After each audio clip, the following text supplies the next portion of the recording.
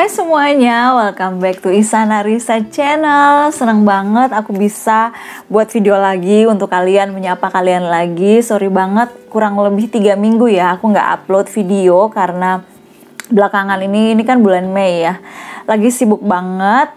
Kemarin juga kan saya sedang memulai satu usaha yang baru, jadi masih di awal-awal dan itu butuh banyak waktu untuk mengerjakan persiapan, promosi dan sebagainya, makanya cukup keteteran nih video ini.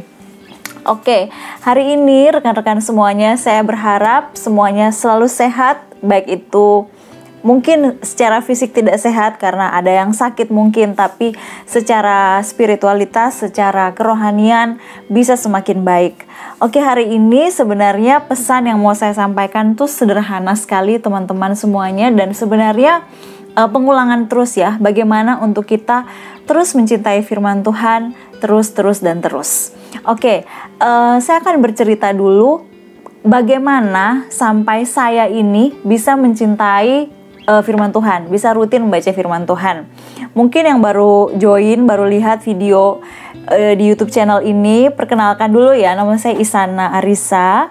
Saya tinggal di Surabaya dan sejauh ini saya aktif melayani untuk anak muda di salah satu lembaga Kristen. Oke, nah kembali ya ke pertanyaan awal, bagaimana bisa rutin membaca firman Tuhan? Karena dibiasakan. Karena dulu banget waktu saya memperbarui komitmen saya sebagai orang Kristen itu tahun 2006, setelah acara itu, setelah camp itu, saya diajak untuk masuk dalam sebuah kelompok kecil atau Bible Study atau istilahnya KTB atau kelompok tumbuh bersama. Nah, dari situ lama-kelamaan saya belajar, oh ternyata baca firman Tuhan itu penting ya. Jadi penting banget untuk kita tuh punya orang-orang yang mendorong kita untuk terus terbiasa membaca firman Tuhan.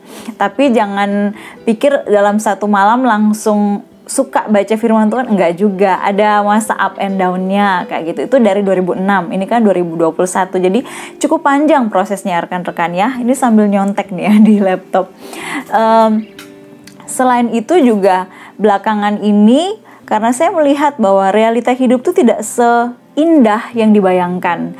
Dulu saya berpikir, oh kayaknya hidup itu akan seperti di sinetron atau film-film yang happy ending. Atau dulu kan masih kecil suka banget ya film nonton kartun kayak gitu. Dan kalau kartun gitu kan kebanyakan happy ending, jarang yang sad ending yang waktu itu saya nonton. Jadi saya tuh punya pemikiran bahwa oh kayaknya hidup ini akan baik-baik aja, dan ternyata tidak.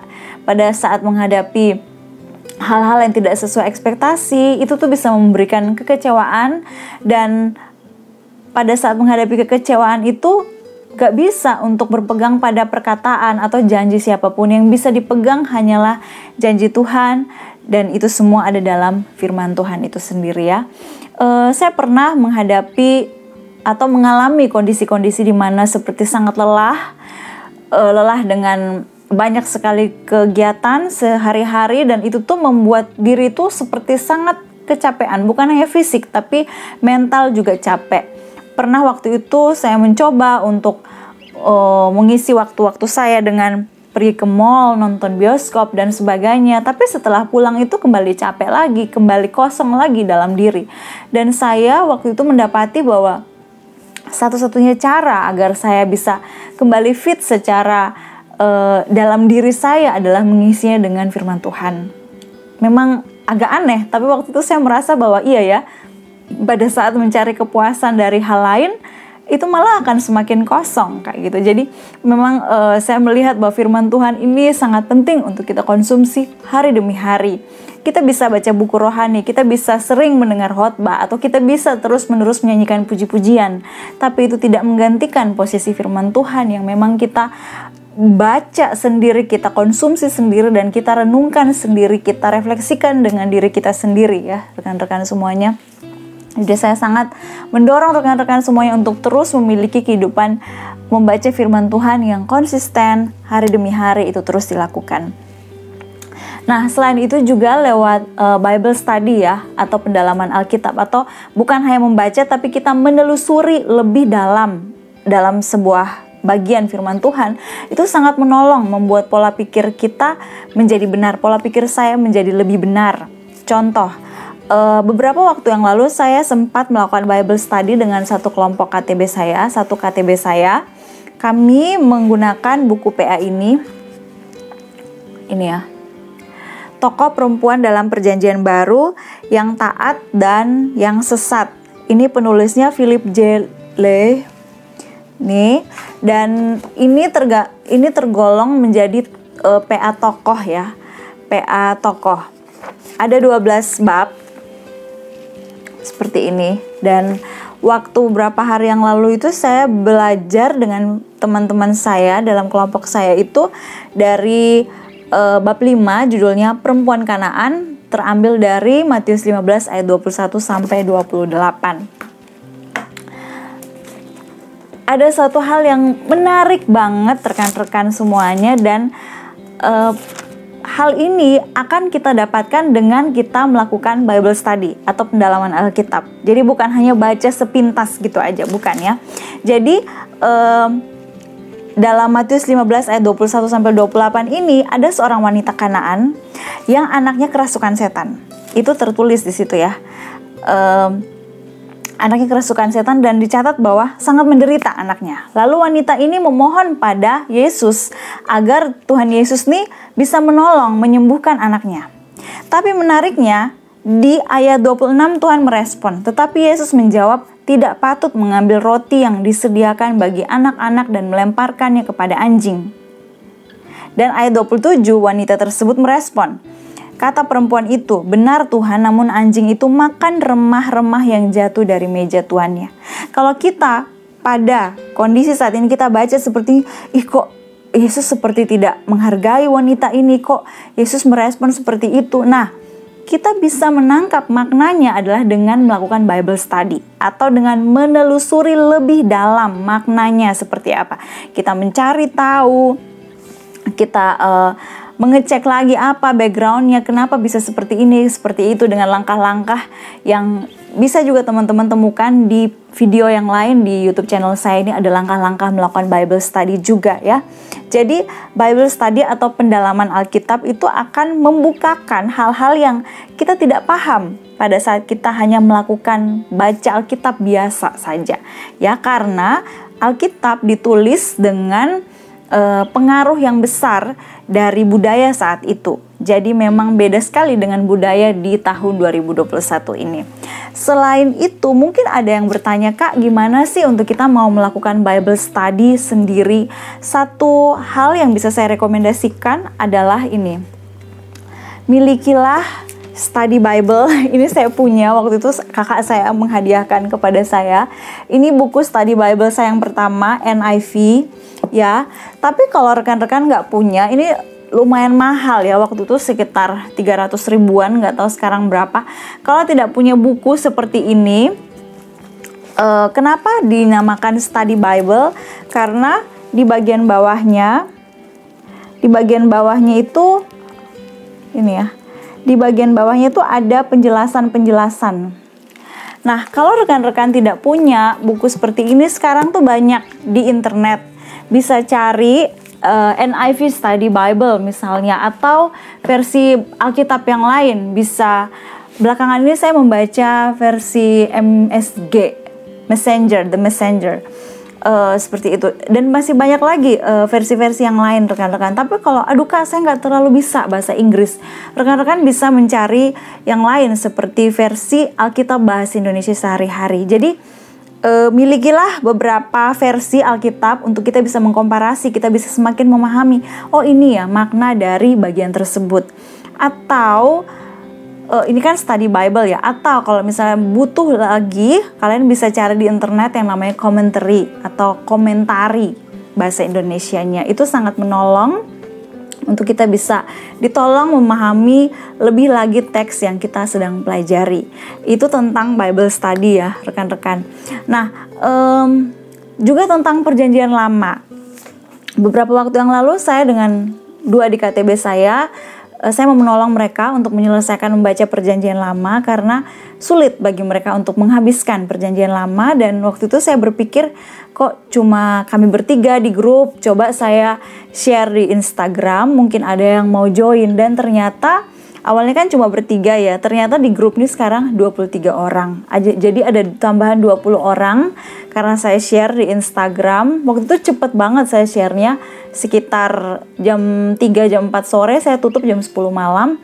Bersyukurnya ada 20 orang yang mau join, dan sejauh ini, per hari ini ya, 20 Mei, kami tuh sudah di pembacaan Kejadian 20 sampai 21, Kejadian 20 dan 21.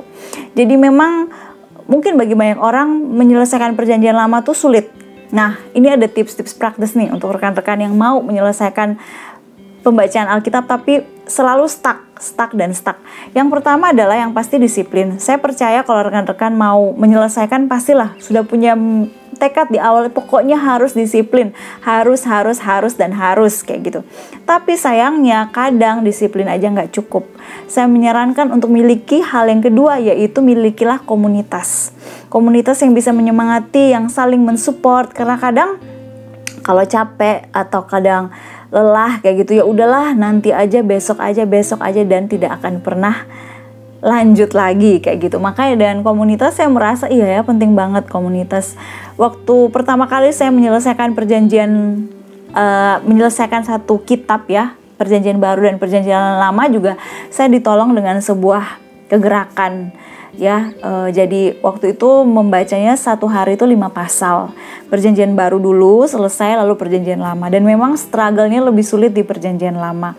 Tapi itu saya bisa menyelesaikan karena ada komunitas yang menyemangati terus setiap hari kayak gitu ya.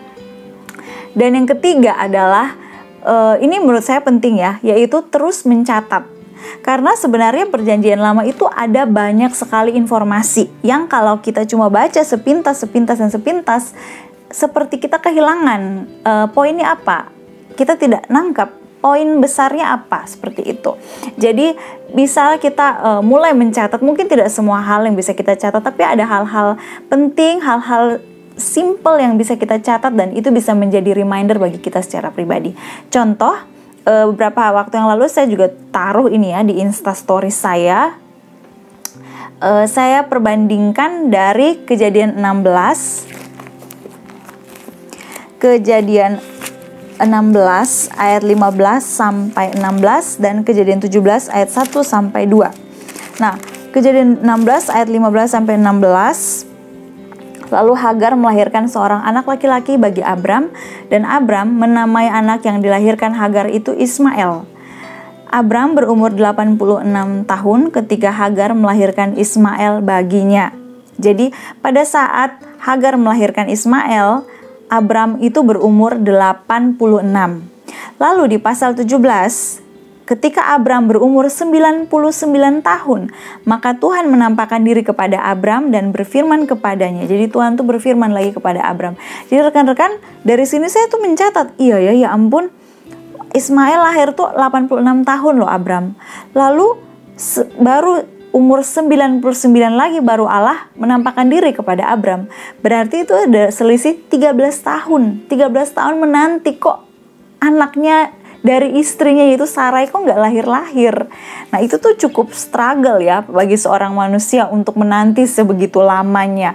Ini kan sebenarnya hal-hal yang kecil yang bisa menjadi catatan sehingga kita semakin paham, sedikit lebih paham tentang Perjanjian Lama. Dan sebenarnya masih banyak lagi teman-teman yang bisa kita gali dari Perjanjian Lama, asal kita mau komitmen dan ada komunitas yang membangun, seperti itu. Komunitas yang saling mendorong maksudnya.